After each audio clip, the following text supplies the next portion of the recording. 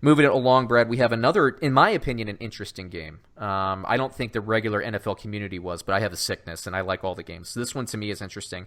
Bovada has Cincinnati plus 9.5 at Seattle. Who do you like there? Ooh, man, it is interesting. They're all interesting. I'll give you that. And I think any game with Seattle is interesting. Um, God, do I think they're going to blow anybody away? I don't think they're that good, to be honest, even though I love Russell Wilson. I just don't think they're the Seattle they were 4 years ago. I think Russell Wilson is, but I don't think they are. So I'm going to take the road team. What the hell was the road team there? The bad news, Bengals. I'll take them to cover. Well, Yeah. I think the Bengals aren't as bad as they're getting, credit I for. believe it. I believe it. I don't think they're as bad. 9.5 points to me is, if this was last year's Bengals, I think that would be a fair line. This isn't last year's Bengals. New coaching staff.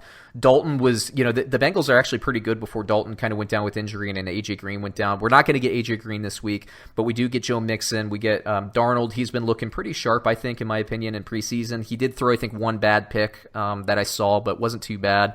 9.5 points to me is a lot. I'm split on this one. Computers are split on this one. I don't love it. I'm not going to bet on it, but for picks purposes on the show, as we keep track of everything, I am going to take Cincinnati and all those points. Man, 9.5 is a lot. In a week one game, 9.5 is just too much. I like Seattle to win comfortably, but I think it's more like a 7-point game, not a Sure. 10-point game.